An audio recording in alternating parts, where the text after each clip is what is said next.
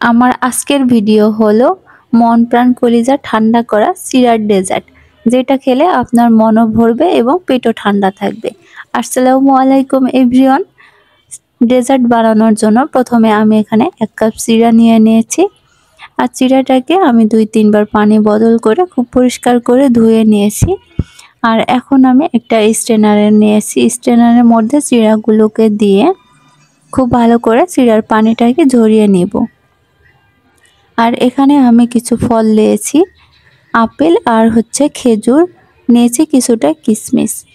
তো এখন আমি আপেল আর খেজুরটাকে কেটে নেব। তো আমি খেজুরটাকে এইভাবে চিকন করে আর লম্বা করে কেটে নিচ্ছি। আপনারা চাইলে আপনাদের পছন্দ মতো যে কোনো ফল এখানে অ্যাড করতে পারবেন। আমার হাতের কাছে যে কয়টা ফল ছিল আমি শুধু সেগুলো অ্যাড করেছি। তো এখন আমি আপেলটাকে কেটে নিচ্ছি।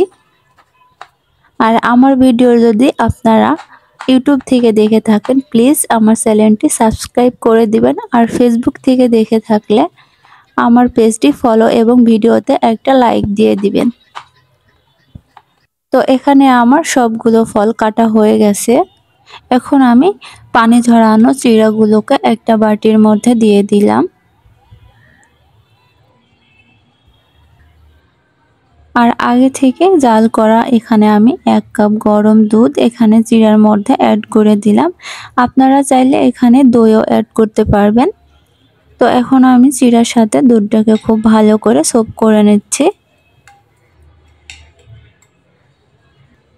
তো আমার খুব ভালো করে সোপ করে নেওয়া হয়ে গেছে। এখন আমি আগে থেকে কেটে রাখা আপেলের কুচি এখানে দিয়ে দিলাম।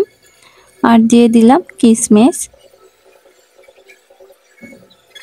আর উপর থেকে একটু সুন্দর করার জন্য খেজুরগুলো এভাবে সাজিয়ে দিয়ে দিলাম। তো অলরেডি দেখতে কতটা লোভনীয় আর মজাদার হয়েছে অবশ্যই আপনারা দেখেই বুঝতে পারছেন। আর এখানে আমি মিষ্টির জন্য কনডেন্স মিল্ক ব্যবহার করেছি। আপনারা চাইলে এখানে চিনিও ব্যবহার করতে পারবেন, কোনো সমস্যা নেই। তো এটা এখন আপনারা ফ্রিজে রেখে ইফতারের কিছুক্ষণ আগে টেবিলে সার্ভ করে নিলেই হয়ে যাবে চেরি ডেজার্ট।